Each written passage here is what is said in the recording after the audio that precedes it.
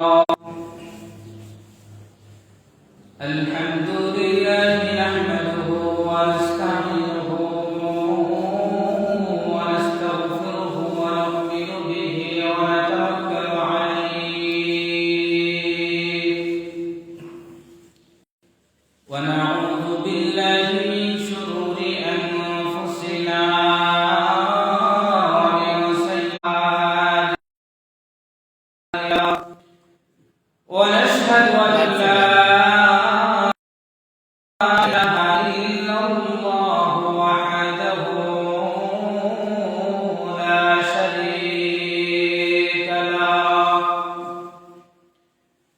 ونشهد أن سيدنا وسندنا وحبيبنا وحبيب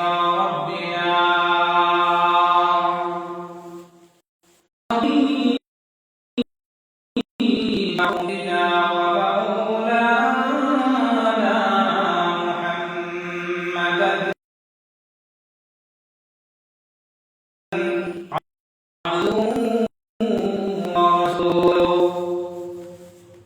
الذي أرسله بالحق بشيرا ونذيرا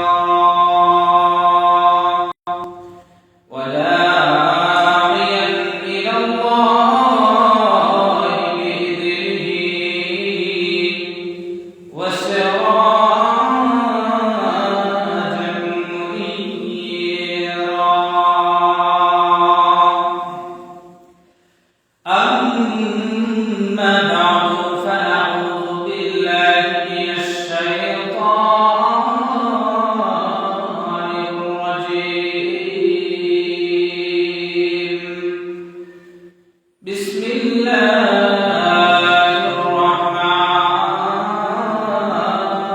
الرحيم. إن عدة الشهور عند الله 12 شهرا في كتاب الله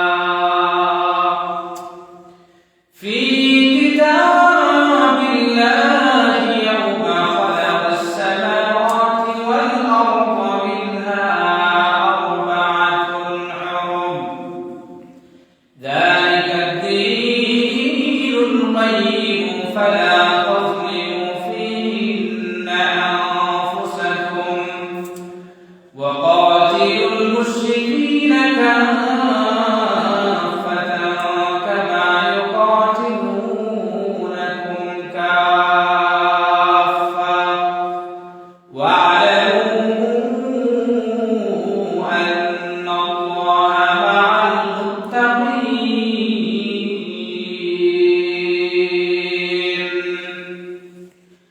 وعن أبي بكر رضي الله تعالى عنه عن النبي صلى الله عليه وسلم قال: إن الزمان قد استدار كهيئته يوم خلق الله السماوات والأرض السنة 12 شهرا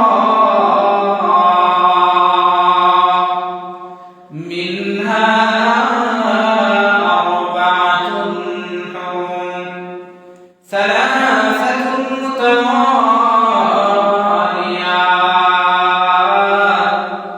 ذو القعدة وذو الحجة والمحرم ورجب مضر الذي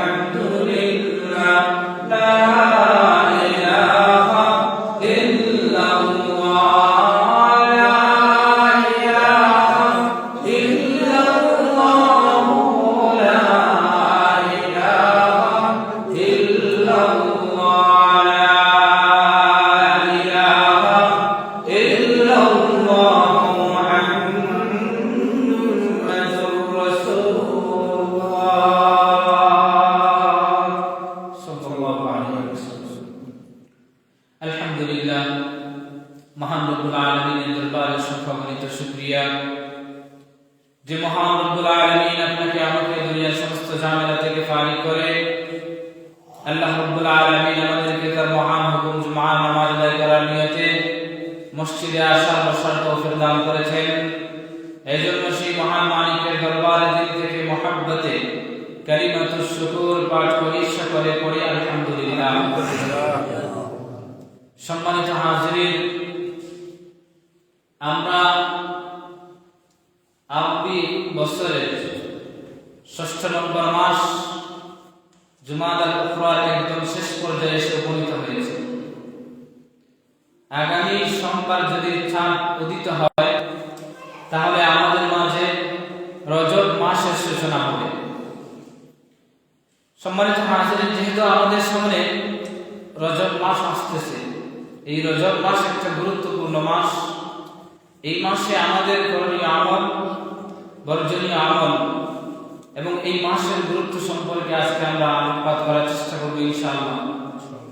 সম্মানিত হাজিরিন, আল্লাহ রাব্বুল আলামিন যেদিন থেকে আসমান এবং জমিনের সৃষ্টি করেছেন, ওই দিন থেকে আল্লাহ রাব্বুল আলামিন গণনার জন্য মাসকে নির্ধারিত করেছেন 12টা। কয়টা? 12টা। আল্লাহ রাব্বুল আলামিন কোরআনে হাকীমের মধ্যে ওই কথাটাই বলেছেন। আল্লাহ বলেন, ইন্না ইদ্দাতাশ শুহুরি ইনদাল্লাহি 12 শাহরান ফি কিতাবিল্লাহি ইয়াওমা খালাকাস সামাওয়াতি ওয়াল আরদ। আল্লাহ রাব্বুল আলামিন বলেন, ইন্না ইদ্দাতাশ শুহুরি ইনদাল্লাহি 12 শাহরান ফি কিতাবিল্লাহ। আল্লাহ তাআলার কিতাবের মধ্যে, আল্লাহ তাআলার হিসাবের মধ্যে মাসসমূহের গণনা, বছরের গণনা 12 মাস। আল্লাহ তাআলার কাছে 12 মাস, 12 মাসের গণনা আল্লাহর কিতাবের মধ্যে লিপিবদ্ধ। কোন দিন থেকে? আল্লাহ বলেন, ইয়াউমা খালাকাস সামাওয়াতি ওয়াল আরদ, যেদিন থেকে আল্লাহ রাব্বুল আলামিন আসমান এবং জমিনের সৃষ্টি করেছেন, ওই দিন থেকে আল্লাহ তাআলার গণনায় বছরে মাস কয়টা? 12টা। আল্লাহ বলেন, হে আমার বান্দা বান্দী, এই যে 12 মাস সবগুলোই আল্লাহ তাআলার মাস। তবে এই 12 মাসের মধ্যে আমি আল্লাহ ঘোষণা দিলাম 4টা মাস সম্মানিত। কয়টা? 4টা মাস সম্মানিত। আল্লাহ বলেন মিনহা আরবাতুন হুরুম।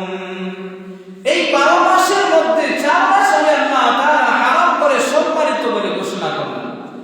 এখন এই 4 মাস কোন কোন মাস? কোরআনের মধ্যে এর বিবরণ পাওয়া যায় না, তবে হাদিসের মধ্যে ব্যাখ্যা এসেছে। হযরত আবু বকর রাদিয়াল্লাহু তাআলা আনহু হইতে বর্ণিত রিওয়ায়াত, আল্লাহর হাবিব সাল্লাল্লাহু আলাইহি ওয়াসাল্লাম বলেন ইন্নাজ জামানা ক্বাদ ইস্তাদারা কাহাইয়াতিহি ইয়াওমা খালাকাল্লাহুস সামাওয়াতি ওয়াল আরদ as-sanatu 12 shahran minha arba'atun hurum thalathatun mutawaliyat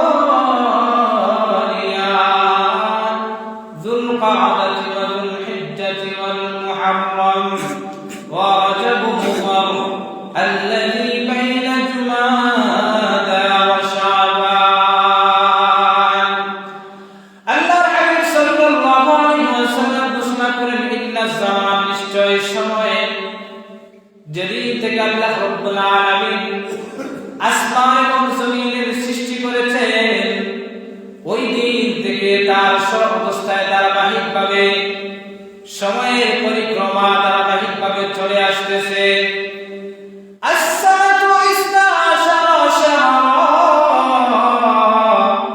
আল্লাহর হাবিব বলেন বছর হয় 12 মাসে। মিনহা আরবাতুন হুরুম, এর মধ্যে 4টা মাস হলো সম্মানিত মাস। এই হাদিসের সূত্র হচ্ছে আল্লাহর হাবিব বলেন যে আল্লাহ যেদিন জমিনের সৃষ্টি করেছেন 2 ঘন্টা আগে আসা হয়েছিল, সামান্য দিন ছিল, কিন্তু পরবর্তীতে ওইগুলা ধরে রাখা সম্ভব হয় না, কারণ আল্লাহ তাআলার পক্ষ থেকে নির্ধারিত যে মাস, নির্ধারিত যে সময়, ওই সময় টাইমিং আপনি আমি যত চেষ্টা করি না কেন, সারা দুনিয়ার মানুষ একসাথে মিলে যদি টাইমিং পরিবর্তন করতে চায়, আপনার আমার দ্বারা সম্ভব না। কারণ আল্লাহ রব্বুল আলামিন এই জিনিসটা, রব্বুল আলামিন দুনিয়া সৃষ্টির শুরু লগ্ন থেকে জিনিসগুলা মধ্যে নির্দিষ্ট করে রেখেছে।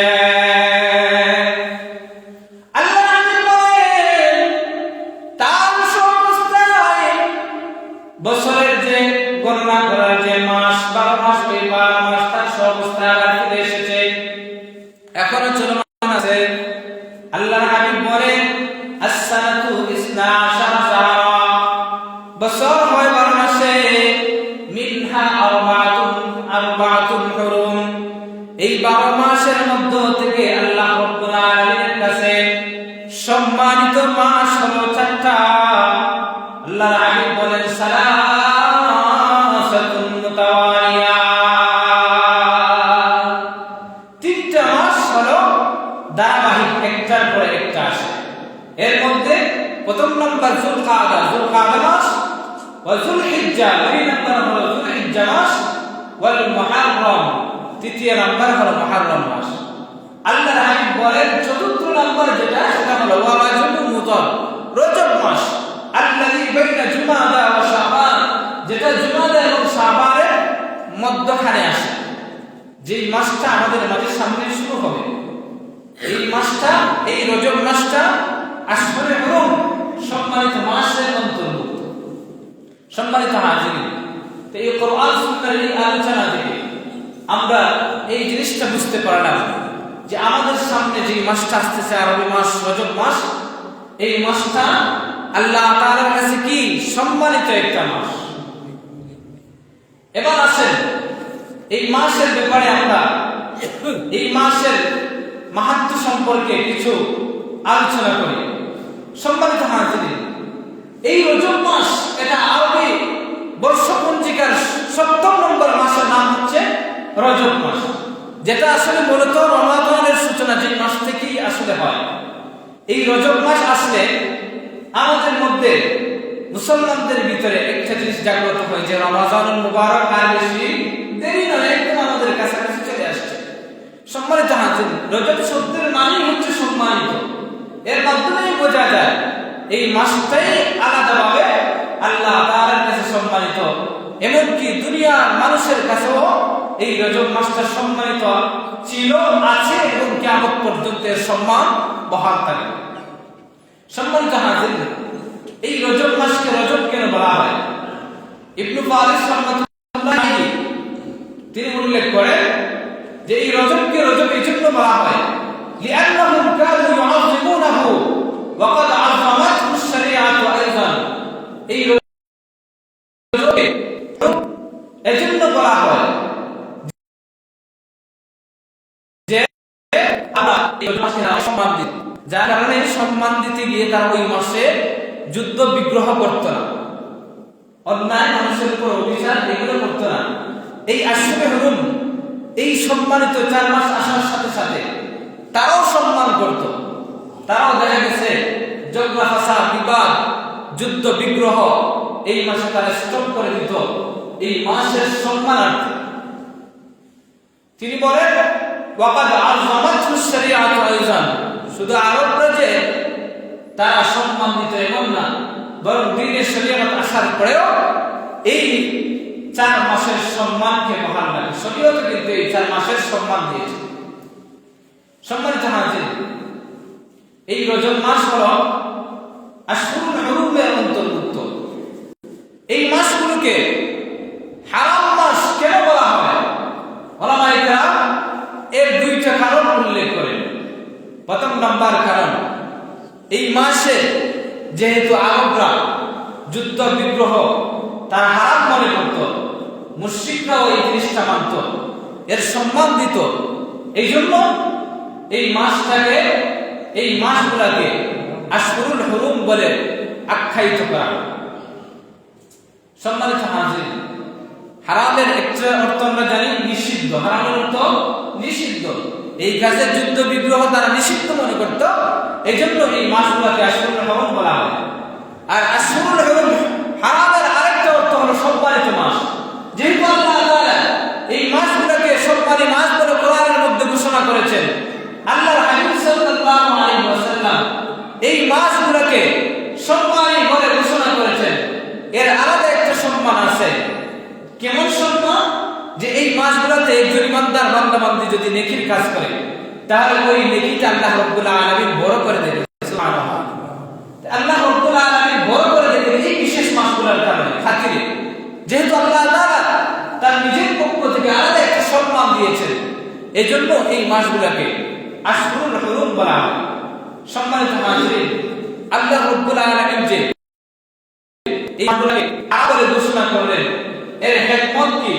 উলামায়ে কেরাম বলেন যে এর হিকমত, একটা সূক্ষ্ম হিকমতের কথা উল্লেখ করেছেন। যে আমরা জানি হারাম মাস হলো 4টা, যুলকাদা, যুলহিজ্জা, মুহররম।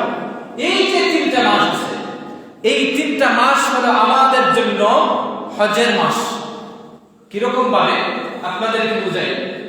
এখনকার সময় তো আমাদের আধুনিক প্রযুক্তির কারণে আমরা হয়তোবা সপ্তাহখানেক আগে রওনা করলে আমরা সময় মতো বুঝতে পারি, বিমানের সাহায্যে, জাহাজের সাহায্যে আমি যাইতে পারি।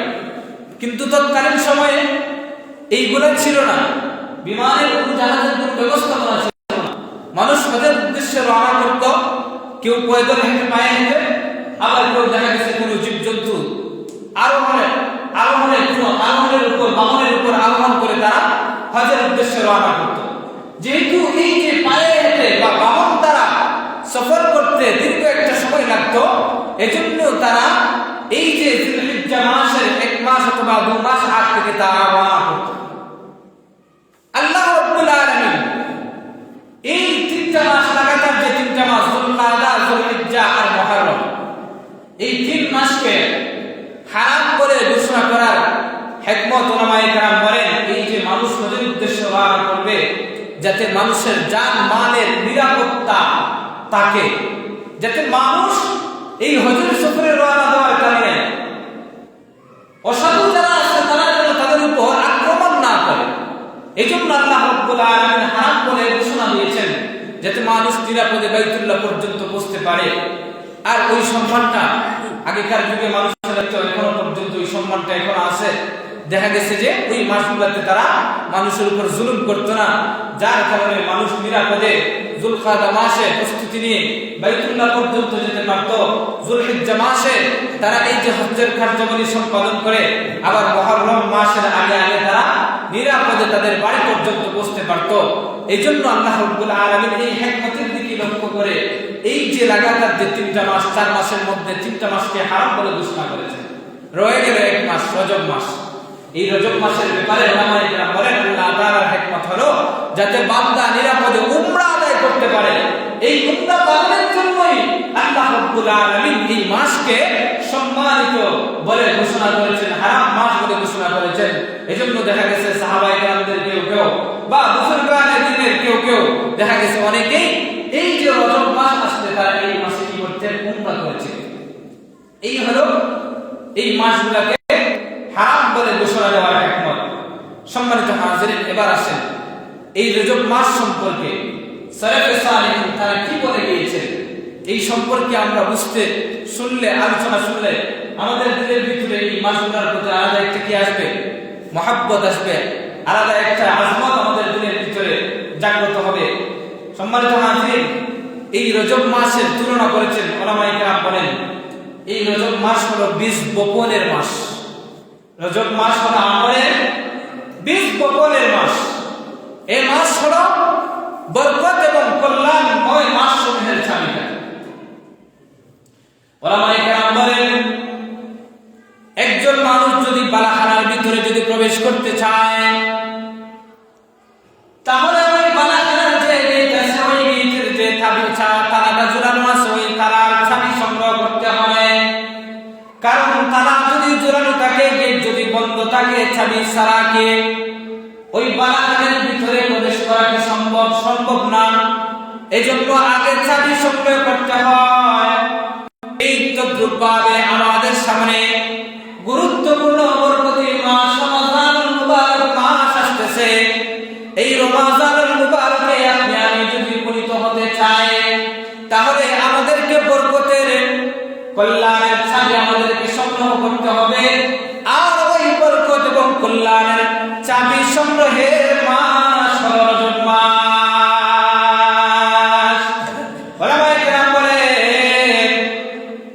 উলামায়ে কেরাম বলেন শাহরুর রজব লিয-যার'i ওয়া শাবান শাহরুস সামি লিয-যার'i ওয়া রমাদান শাহরু হাসাদিয-যার'i।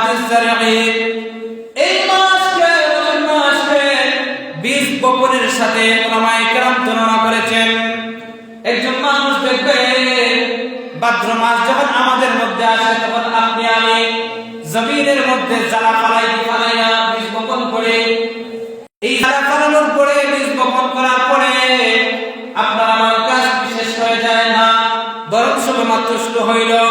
এক মাস যাওয়ার পরে যখন এই যে বীজগুলো একটু লম্বা হয় তখন আমরা এইগুলো উঠাইয়া জমিনের মধ্যে নিয়ে কি করি? জমিনের মধ্যে গাঁথি। এরপরে ওইগুলো যখন আস্তে আস্তে কি হয়? বড় হয়, লম্বা হয়, তখন কিন্তু আমাদের পানি দেওয়ার প্রয়োজন পড়ে কি পড়ে না? পানি দেওয়ার প্রয়োজন পড়ে। আগাছা যেগুলো আছে ওইগুলা পরিষ্কার করার প্রয়োজন পড়ে। উলামায়ে কেরাম বলেন রজব মাস হলো আমলের বীজ বপন করার মাস। আর এর পরের মাস শাবান মাস। ওই শাবান মাস হলো জমিনের মধ্যে পানি সিঞ্চন যেরকম ভাবে করা হয়, জমিনের মধ্যে আমলের জমিনের মধ্যে পানি সিঞ্চন করার মাস। এরপরে যখন পরবর্তী মাস আসে তখন আমাদের কিন্তু সময় আসে ফসল কাটার মাস। ফসল কেটে আপনি আমি ঘরের মধ্যে তুলে উলামায়ে কেরাম বলেন রমাদানুল মুবারক হলো একজন ইমানদারের জন্য ফসল কাটার মাস। রজব মাসে সে আমলের বীজ বপন করে, শাবান মাসে এই তার আমলের যে বীজ বপন করলো এর পরিচর্যা করবে। আর রমাদানুল মাস যখন আসবে শুরু থেকে সে শুধু কি করবে? ফসল কাটবে। এইগুলা সে আমল নামার মধ্যে তার নেকি জমাবে। সম্মানিত হাজিরিন, ইমাম আবু বকর বলখি রাহমাতুল্লাহি আলাইহি তিনি আরো বলেন যে এই রজব মাসের দৃষ্টান্ত হলো বাতাস প্রবাহের সাথে তিনি তুলনা করেছেন বাতাসের মতো। দেখবেন জমিনে যখন বৃষ্টির খুব প্রয়োজন হয় তখন মানুষ কিন্তু হাহাকার করে। শুধু মানুষ না, এই যে গৃহপালিত পশু আছে, জমিনের মধ্যে যত জীবজন্তু আছে সবাই কিন্তু হাহাকার করে। ওই বৃষ্টি যখন আসে, বৃষ্টি আসার আগে আলাদা হলো বাতাস আসে, এরপরে আসার পরে আকাশ মেঘাচ্ছন্ন হয়। এই দুই ধাপ যখন পেরিয়ে যায় এরপরে কিন্তু রহমতের বৃষ্টি জমিনের মধ্যে পড়ে, ঠিক না বেটে?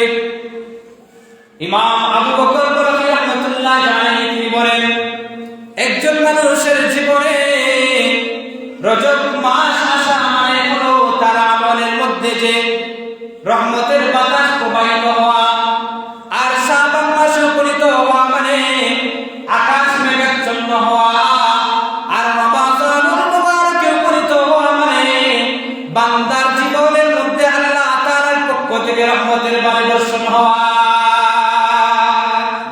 এই যে রজব মাস আসতেছে, এই রজব মাস আমাদের জন্য মেঘ আসার আগে, বৃষ্টি আসার আগে বাতাস প্রবাহিত হওয়ার ন্যায়। এজন্য এই মাস যেহেতু গুরুত্বপূর্ণ মাস, এই মাসে আমরা বেশি বেশি করে আমরা কি করব? আল্লাহ তাআলার ইবাদত বন্দেগী করব।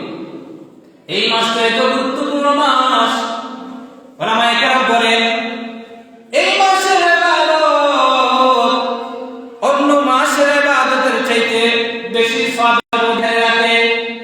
অন্য মাসে স্বাভাবিকভাবে ইবাদত বন্দেগী করলে যে রকম সওয়াব পাওয়া যায়, এই আশহুরুল হুরুম সম্মানিত 4 মাসের মধ্যে ইবাদত বন্দেগী করলে এর চেয়ে বেশি পরিমাণ সওয়াবের অধিকারী হওয়া যায়। উল্টোভাবে কেউ যদি অন্যান্য মাসে গুনাহ করলে যে রকম অপরাধ তার আমলনামার মধ্যে লেখা হয়, এই আশহুরুল হুরুমের মধ্যে কেউ যদি অপরাধ করে তার ওই অপরাধটাকে আল্লাহ তাআলা বড় করে তুলে ধরে। সহজে বোঝার জন্য আপনাদেরকে বলি, আমরা জানি হেরেম শরীফের আশেপাশে কতল, হত্যা এইগুলা হারাম।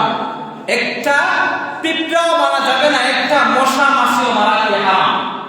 সম্মানিত হাজিরিন, যে মানুষ হত্যা এটা হেরেমের ভিতরে যে এরকম করা হারাম, হেরেমের বাহিরেও অন্যায় হত্যা করা কি হারাম অপরাধ। আজকে তো আমরা এই অপরাধকে তুচ্ছ মনে করি। দেখা গেছে আমার মতের বিরুদ্ধে চলে গেলে আমি কোনো কাল দেরি করি না, টাচ করে পিস্তল দিয়ে তার মাথার মধ্যে টিকে আমি পিস্তলটাকে তাকে দুনিয়া থেকে চিরবিদায় জানাই, গুলি করে ফেলি, চুরি দিয়ে আঘাত করে তাকে এই দুনিয়া থেকে আমি বিদায় জানাই। দেখা গেছে এইরকম হয় কি হয় না? সম্মানিত হাজিরিন, হেরেমের বাইরে আপনি যে জায়গায় দেখুন না কেন, একজন মানুষকে আপনি যেভাবে অন্যায়ভাবে যদি হত্যা করেন সেটা অবশ্যই কবিরা গুনাহ, বড় অপরাধ। কিন্তু হেরেমের ভিতরে সেটাও অপরাধ, কিন্তু অপরাধের মধ্যে ভিন্নতা আছে জায়গার পরিবর্তনের কারণে। আপনি বাহিরে করলে স্বাভাবিক অপরাধ, দুটোই অপরাধ, কিন্তু হেরেমের ভিতরে অপরাধ করলে আমরা এটাকে বড় মনে করি।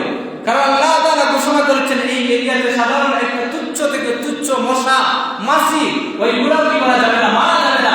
ওই জায়গায় যদি কেউ মানুষকে হত্যা করে তাহলে এটাকে আমরা বড় হিসেবে মনে করি, আল্লাহ তাআলার কাছে বড় হিসেবে এই অপরাধটা গণ্য হয়।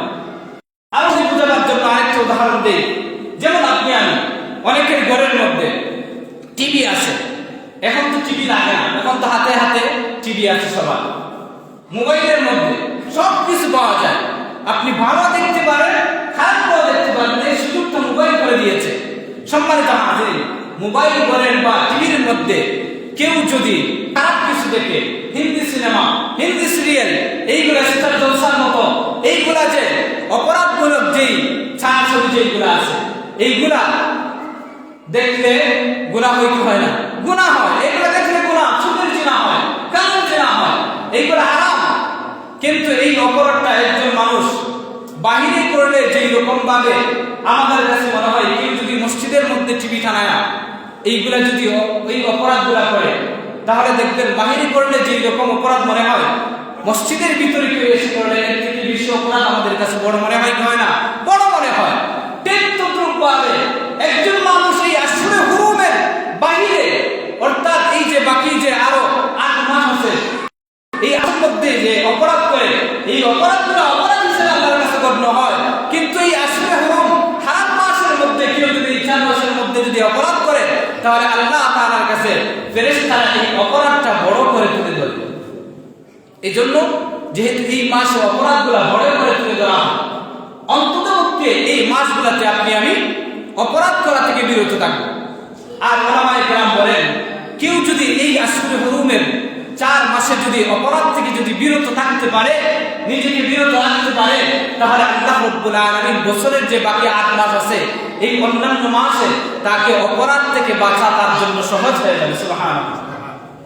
আবার এই মাসে যে ইবাদত বন্দেগী করে বেশি বেশি করে আল্লাহ তাআলার কাছে এটা বড় করে তুলে ধরা হয়, আমল নামার মধ্যে সব বেশি করে দেওয়া হয়। এর ধারাবাহিকতা, ইবাদতের ধারাবাহিকতা যদি কেউ ধরে রাখতে পারে, তাহলে আল্লাহ রাব্বুল আলামিন এই 4 মাসের ইবাদত বন্দেগীর বরকতে বাকি মাসগুলোতে ইবাদত বন্দেগী করা তার জন্য আল্লাহ তাআলা সহজ করে দেন। সুবহানাল্লাহ। সম্মানিত হাজিরিন, এজন্য এই মাসগুলো আল্লাহ তাআলার কাছে সম্মানিত গুরুত্বপূর্ণ মাস। এই মাস যেহেতু আমাদের সামনে একটা রজব মাস আসতেছে, কয়েকদিন পরে 2-3 দিন পরে আমাদের মাঝে শুরু হয়ে যাবে। এই মাসে আসলে আমাদের জন্য করণীয় কি? এই মাসে আমাদের জন্য বর্জনীয় কাজগুলোকে, করণীয় আমলসমূহের মধ্যে থেকে ওলামায়ে কেরাম বলেন যে এই মাসকে নির্ধারিত করে সুনির্দিষ্টভাবে কোরআন সুন্নাহর মধ্যে আলাদা কোনো নিয়মে বা কোনো পদ্ধতিতে ইবাদত বন্দেগীর কথা উল্লেখ হয় নাই। যদিও আজকে আমাদের সমাজের মধ্যে বিভিন্ন ধরনের বই পুস্তক পাওয়া যায়, যেইগুলোর মধ্যে মন গড়া হাদিস, জাল হাদিস, বানোয়াট হাদিস উল্লেখ করে বিভিন্ন আমলের কথা বলা হয়েছে। সম্মানিত হাজিরিন, এইগুলার দিকে আমরা খেয়াল না করে বরং কোরআন সুন্নাহ যে আমল করার কথা আমাদেরকে বলেছে, ওই আমলগুলো আপনি আমি করব। সম্মানিত হাজিরিন, শুরুতেই কিন্তু বলেছি এই মাসকে উপলক্ষ করে নির্দিষ্ট কোনো ইবাদত বন্দেগী কোরআন সুন্নাহর মধ্যে নাই। তবে আপনি আমি কি কি আমল করতে পারি, ওলামায়ে কেরাম এর একটা ধারাবাহিকতার একটা দৃষ্টি আমাদেরকে বলে দিয়েছেন। প্রথম নাম্বার হলো এই মাসে আপনি আমি নেক আমলের প্রতি মনোযোগী হব। কিসের প্রতি? নেক আমল। নামাজ পড়িলা, নামাজ পড়া শুরু করে দিব। আপনি আমি হারাম খাওয়া এগুলা ছেড়ে দিব। হালালের প্রতি আপনি আমি আকৃষ্ট হব। সমাজের মধ্যে গুনাহ করে করে বেড়ায়, এই গুনাহের কাজগুলো আপনি আমি ছেড়ে দিব। অর্থাৎ এক কথায় নেক আমলের প্রতি আপনি আমি মনোযোগী হব। এজন্য ইবনে কাসির রাহমাতুল্লাহি আলাইহি তিনি বলেন, ওয়াজাআলা যামবা ফীহিন্না আযমা ওয়াল আমাল সালিহ ওয়াল আজরু আযমা, যে এই মাসে কেউ যদি গুনাহ করে সেই গুনাহটা বড়, এই মাসে কেউ যদি নেকির কাজ করে তাহলে সেটার প্রতিদানও কিন্তু বড়।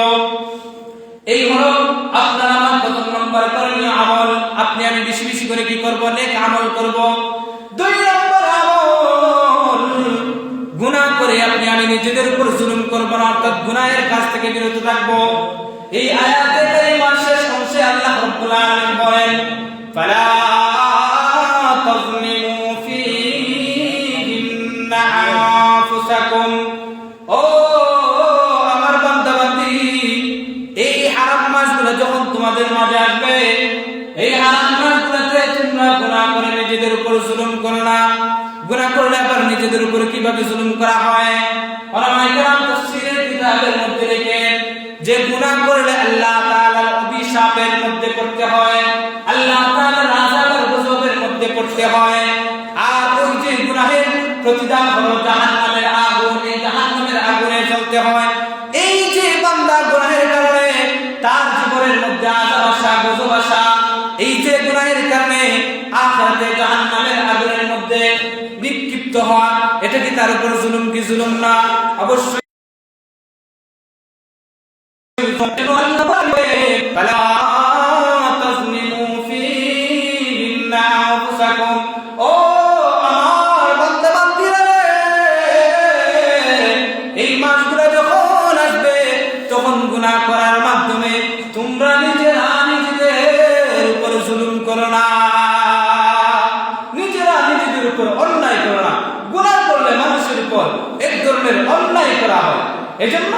আমরা এই মাস আসলে আমরা গুনাহ থেকে বিরত থাকবো। সব ধরনের গুনাহ, যত ধরনের গুনাহ আছে সব ধরনের গুনাহ আমরা পরিত্যাগ করব।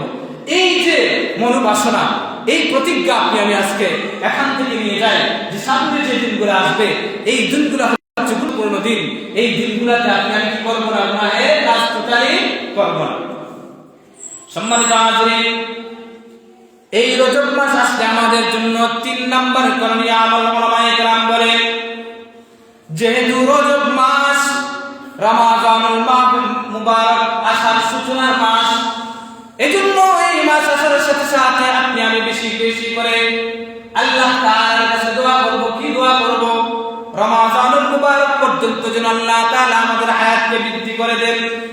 এজন্য হাদিসের মধ্যে পাওয়া যায়, হযরত আনাস রাদিয়াল্লাহু তাআলা আনহু থেকে বর্ণিত রায়াত, কান নবী সাল্লাল্লাহু আলাইহি ওয়াসাল্লাম ইযা দাখালা রাজবুন ক্বালা আল্লাহুম্মা বারিক লানা ফি রজব ওয়া শাবান ওয়া বাল্লিগনা রমাদান। হযরত আনাস ইবনে মালিক রাদিয়াল্লাহু তাআলা বলেন, আল্লাহর হাবিব সাল্লাল্লাহু আলাইহি ওয়াসাল্লাম যখন রজব মাসে উপনীত হতেন, রজব মাস শুরু হওয়ার সাথে সাথে বেশি বেশি করে এই দোয়াটা করতেন। কোন দোয়া? আল্লাহুম্মা বারিক লানা ফি রজব ওয়া শাবান ওয়া বাল্লিগনা রমাদান। হে রব্বে কারীম, রজব এবং শাবানের সমস্ত বারাকাত আমাদেরকে দান করো এবং রমাদানুল মুবারক পর্যন্ত আমাদের হায়াতকে দীর্ঘায়িত করে দাও। যেহেতু এই রমাদানুল মুবারক একজন মুমিনের জন্য উজাই মারার মাস, আমাদের মধ্যে দেখবেন উজাই মারার সময় আসে না? উজাই মারার সময় আসে। যেরকম ভাবে ব্যবসায়ীদের ব্যবসা করার একটা সিজন আসে, ঠিক তদ্রুপ ভাবে একজন ইমানদারের জন্য ব্যবসার মাস উজাই মারার মাস হলো রমাদানুল মুবারক মাস। এই মাসে 1 পর্যন্ত বান্দার আমলনামায় সব লিখে দেওয়া হয়। যেহেতু এই মাস, এই যে রজব মাসের মাধ্যমে এই মাস আগমনের সূচনা হয়ে যায়, এজন্য আল্লাহর হাবিব সাল্লাল্লাহু আলাইহি ওয়াসাল্লাম রজব মাস শুরু হওয়ার সাথে সাথে তিনি বেশি বেশি করে এই দোয়াটা করতেন, আয় আল্লাহ, রজব এবং শাবানের যত বারাকাত আছে, যত রহমত আছে, ফাজাইল আছে, সবগুলো আমাদেরকে দান করো এবং রমাদানুল মুবারক পর্যন্ত আমাদের হায়াতকে দীর্ঘায়িত করে দাও। এই মাস আসলে আমাদের 4 নম্বর করণীয় হলো আমরা বেশি বেশি করে নফল রোজা রাখবো। কারণ আল্লাহর হাবিব সাল্লাল্লাহু আলাইহি ওয়াসাল্লাম এই মাস আসলে বেশি বেশি করে রোজা রাখতেন। বর্ণনাকারী বলেন, সামিআতু ইবনে আব্বাস রাদিয়াল্লাহু তাআলা আনহু ইয়াকুল, আমি ইবনে আব্বাস রাদিয়াল্লাহু তাআলা আনহুকে বলতে শুনেছি, কানা রাসূলুল্লাহ সাল্লাল্লাহু আলাইহি ওয়াসাল্লাম ইয়াসুমু হাত্তা নাকুলু লা ইফতিরু। যখন রজব মাস আসতো তখন আল্লাহর রাসূল সাল্লাল্লাহু আলাইহি ওয়াসাল্লাম কখনো কখনো দেখা যাইতো অধিক পরিমাণে রোজা রাখতেন, নফল রোজা। যে নফল রোজা রাখার কারণে আমরা মনে করতাম যে আল্লাহর হাবিব হয়তোবা পুরো মাসই রোজা রাখবেন, রোজা হয়তোবা ছাড়বেন না। ওয়া ইফতিরু হাত্তা নাকুলু লা ইয়াসুমু। আবার কখনো কখনো দেখা যাইতো রজব মাস আসলে আল্লাহর রাসূল একটু রোজা রাখতেন না, আমরা মনে করতাম হয়তোবা পুরো মাসই আর রোজা রাখবেন না। সম্মানিত হাজিরিন, এই বর্ণনা থেকে এই জিনিসটা পাওয়া যায় যে আল্লাহর রাসূল কখনো কখনো এই রজব মাস আসলে বেশি বেশি রোজা রাখতেন, নফল রোজা রাখতেন। এজন্য আপনি আমি নফল হিসেবে এই মাসে যত বেশি সম্ভব হয় আমি রোজা রাখবো। কারণ এই নফল রোজা রাখার মাধ্যমে যদি আপনি আমি রজব মাস শাবান মাস কাটাইতে পারি, তখন আপনার আমার জন্য রমাদানুল মুবারকে রোজা রাখা আপনার আমার জন্য সহজ হয়ে যাবে, তখন ইজি হয়ে যাবে। সম্মানিত হাজিরিন, এজন্য আপনি এই মাসে যতদূর সম্ভব আপনি আমি নফল রোজা রাখবো। এরপরে ৫ নম্বর আপনার আমার জন্য করণীয় যে আমল, সেটা হলো আপনার আমার মধ্যে যখন এই যে রজব মাসের 29 বা 30 তারিখ যখন আসবে, তখন আমাদের জন্য করণীয় হলো সেটা হলো আপনি আমি চাঁদ দেখার চেষ্টা করা। এটা একটা মুস্তাহাব আমল। এই আমলটা সুন্নাত আমল আমাদের মধ্যে নাই। আমরা এখন চাঁদ খুঁজি কোথায়? ফেসবুকের মধ্যে, চাঁদ খুঁজি কোথায়? ইন্টারনেটের মধ্যে, এইগুলোর মধ্যে আপনি আমি খুঁজি। অথচ আল্লাহর হাবিব সাল্লাল্লাহু আলাইহি ওয়াসাল্লাম চাঁদ তিনি খুঁজতেন কোথায়? চাঁদ খুঁজতেন আকাশে। যখন 29 তারিখ বা 30 তারিখ হবে তখন আপনি আমি চাঁদ খুঁজবো। সম্মানিত হলো হাজিরিন, এই হলো আমাদের জন্য করণীয় আমল। বর্জনীয় আমলগুলোকে সংক্ষেপে বলে শেষ করে দিব। প্রথম নাম্বার হলো আমাদের মধ্যে এই যে বিভিন্ন, একটু আগে বলেছিলাম যে বিভিন্ন ধরনের বই পুস্তক পাওয়া যায়, যে এগুলো পড়ে আপনার আমি বিভ্রান্ত হই। এই বিভ্রান্ত এই বানোয়াট কথার মধ্যে ভরপুর, এর মধ্যে একটা বইয়ের নাম হলো মকসুদুল মুমিন। আমাদের মধ্যে আছে না? এখানে যত ধরনের বানোয়াট জাল হাদিস এইগুলা উল্লেখ করা, এইগুলোর কোনো ভিত্তি নাই। কোরআন হাদিসের মধ্যে এইগুলার সত্যতা পাওয়া যায় না। আরেকটা হলো বারচান্দের ফজিলত সংক্রান্ত যে বই আছে। সম্মানিত হাজির, এজন্য এই ব্যাপারে আপনি আমি যেন দুঃখ না খাই। ওই কিতাবগুলোতে লেখা আছে সালাতুর রাগাইব নামে একটা নামাজের, বিশেষ নামাজের কথা উল্লেখ হয়েছে, অথচ সালাতুর রাগাইব নামে কোরআন সুন্নাহর মধ্যে বিশেষ পদ্ধতির নফল নামাজ উল্লেখ নেই। সম্মানিত হাজির, আপনি আমি এই মাসগুলো আসলে নফল নামাজ পড়বো, অন্যান্য মাসে যেই রকম ভাবে নফল নামাজ পড়ি, যেই পদ্ধতিতে যেই রকম সূরা কেরাত পড়ি, যেই রকম 2 রাকাত করে 4 রাকাত করে পড়ি, এই মাস আসলে ওই রকম ভাবে সেই পদ্ধতিতে আপনি আমি পড়বো। বিশেষ পদ্ধতিতে কোনো নামাজের কথা উল্লেখ নাই। সালাতুল রাগাইব বলা হয় কি, ওই কিতাবের মধ্যে, ওই কিতাবগুলোর মধ্যে উল্লেখ হয়েছে যে রজব মাসের প্রথম যে জুমা, প্রথম যে শুক্রবার, ওই শুক্রবার রাত্রিতে বিশেষ পদ্ধতিতে 2 রাকাত নামাজ পড়া হয়। এই নামাজকে বলা হয় সালাতুল রাগাইব। এর কোনো ভিত্তি কোরআন সুন্নাহর মধ্যে নাই। সম্মানিত হাজির, আপনি নফল নামাজ পড়েন, তবে হাদিসের মধ্যে যেই রকম ভাবে আছে, অন্যান্য মাসে যেই পদ্ধতিতে আপনি নফল নামাজ পড়েন, ওই রকম ভাবে আপনি নফল নামাজ পড়বেন। আরেকটা পাওয়া যায়, সেটা হলো বর্জনীয় আমলের মধ্যে, সেটা হলো আতিরা। আতিরা বলা হয়, আরবের মধ্যে একটা কালচার ছিল যে বছরের একটা সময় আসলে তারা আলাদা একটা পশুকে জবাই করত। এই পশু জবাই করে তারা আনন্দ ফুর্তি করত। এই রজব মাস আসলে আতিরা, এটাকে তারা নাম দিয়েছিল এই আতিরা করা যাবে না। ইসলামের মধ্যে এই আতিরা নিষেধাজ্ঞা হয়েছে। আল্লাহর হাবিব বলেন লা ফারা ওয়ালা আতিরা, ফারা এবং আতিরা ইসলামের মধ্যে নাই। ফারা বলা হয় যে তৎকালীন সময়ে আরবরা উটের যে প্রথম বাচ্চা জন্মগ্রহণ করত, এই প্রথম বাচ্চাকে তারা মূর্তির নামে কি করত, হাওয়ালা করত। যে এরকম ভাবে আজকে আমি দেখা যায় যে মাজারের নামে আমরা এগুলো মান্যত করি, যে আমার যদি দেখা গেছে এই গরু যদি প্রথম বাচ্চা দেয়, তাহলে আমি শাহজালালের মাজারে দিব, শাহপুরানের মাজারে আপনি আমি মান্যত করি। সম্মানিত হাজির, মাজারে মান্যত করা, গায়রুল্লাহ নামে কোনো কিছু মান্যত করা মুসলমানদের জন্য স্পষ্ট হারাম। এটা গুনাহের কাজ। মান্যত হবে কার জন্য? একমাত্র আল্লাহর জন্য। তবে হ্যাঁ, আপনি আপনার গাছের প্রথম ফসল মসজিদের মধ্যে দিতে পারেন, মাদ্রাসার মধ্যে দিতে পারেন, এইগুলা অপরাধ না, এগুলা হচ্ছে সওয়াবের কাজ। কিন্তু আপনি আমি যেটা করি, যে মাজারের নামে মান্যত করি, এটা হলো হারাম। আপনি আমার উচিত ছিল যে মসজিদের নামে মান্যত করা, আল্লাহর নামে মান্যত করা, মসজিদে যাও। এই আতিরা নিষিদ্ধ। এই রজব মাসের যে বিশেষ যে পদ্ধতির আরবের যে একটা আমল, এই আমলটা নিষিদ্ধ। সম্মানিত হাজিরিন, এই রজব মাস আসলে আরো কিতাবের মধ্যে পাওয়া যায়, এই সমস্ত বইয়ের মধ্যে, যে বিশেষ পদ্ধতির নফল রোজা এবং এর আলাদা ফজিলত লেখা হয়। কি ফজিলত? যে কেউ যদি এই রজব মাসে একটা রোজা রাখে, তাহলে সারা বছর রোজা রাখা সব। অথচ কোরআন সুন্নাহর মধ্যে এরকম কোন ফজিলতের কথা বিশেষভাবে উল্লেখ হয় না। তবে হ্যাঁ, এই সম্মানী মাস, যেহেতু এই সম্মানী মাসে রোজা রাখলে, নফল রোজা রাখলে অবশ্যই সব আছে, কিন্তু এক বছর রোজা রাখার যে সব, এটা হচ্ছে নিজেদের মন ভরা বানোয়াট। আবার বলা হয় যে এই যে রজব মাস আসলে, রজব মাসের একটা বিশেষ রাত আছে, 27 তারিখের রাত। এই রাত্রিতে কেউ যদি ইবাদত বন্দেগী করে, পরের দিন যদি রোজা রাখে, তাহলে আল্লাহ রাব্বুল আলামিন তাকে জান্নাতের পোশাক পরিধান করাবেন। এই যে বর্ণনা, এই বর্ণনাটাও ভিত্তিহীন, জাল বানোয়াট, এরকম বর্ণনা কোরআন সুন্নাহর মধ্যে আসে নাই। এজন্য আমরা এইগুলার প্রতি মনোযোগী হই, বা এইগুলার উপর বিভ্রান্ত হয়ে যেন আমাদের ইবাদত বন্দেগী না হয়। এটা আমাদের মন গড়া পদ্ধতিতে এইগুলো চালু হয়েছে। এজন্য নফল পড়বো, আল্লাহর জন্য পড়বো, এর সব অবশ্যই আল্লাহ তাআলার কাছে আছে। কতটুকু আছে এটা আল্লাহ তাআলা ভালো জানেন। সম্মানিত হাজির, এই রজব মাস আসলে আমাদের সমাজের মধ্যে আরেকটা জিনিস দেখা যায়, বলতে গেলে আবার ভয় করে। কারণ কিছু বলতে গেলে আপনার আমার উপরে দিয়ে যদি চলে যায়, তখন আপনি আমি বেজার হয়ে যায়। আসলে আপনার আমি, এই যে ইমামরা বা এই যে খতিবরা নিজেদের এজেন্ডা বাস্তবায়নের জন্য কিন্তু বড় বয়ান করেন না, বরং উম্মতের ইসলাহের জন্য বয়ান করেন। এজন্য খবরদার আপনাদের কাছে অনুরোধ থাকবে, যে কোনো কথাই আমার নিজের স্বার্থের জন্য আমি কখনো বলি না, আপনাদের ইসলাহের জন্য বলি। কখনো যদি আপনার উপর দিয়ে চলে যায়, প্রতিপক্ষ ভাববেন না, বরং মনে করবেন যে আমার মধ্যে যদি এই জিনিসটা থাকে তাহলে আমি সংশোধন হব। আমরা কোরআন সুন্নাহর আলোকেই বলি, নিজেদের মন গড়া কোনো কিছু বলি না, বলার চেষ্টা করি না। সম্মানিত হাজির, এই মাস যখন আসে তখন দেখবেন যে মাজারে মাজারে উরুসের আয়োজন করা হয় কি হয় না? হয়। যে সমস্ত এলাকার মধ্যে মাজার আছে দেখবেন এই রজব মাস আসলে আরেকটা নিষিদ্ধ কাজ, সেটা হলো যে উরুস করা হয়। এই উরুসের নামে আবার দেখা গেছে যে মাজারের মধ্যে গান বাজনার আয়োজন করা হয়, মদ খাওয়ার আয়োজন করা হয়, গাঞ্জা খাওয়ার আয়োজন করা হয়। এই যে গাঞ্জা খাওয়া, মদ খাওয়া, এই যে গান বাজনা করা, এইগুলা কি সওয়াবের কাজ নাকি গুনাহের কাজ? গুনাহের কাজ।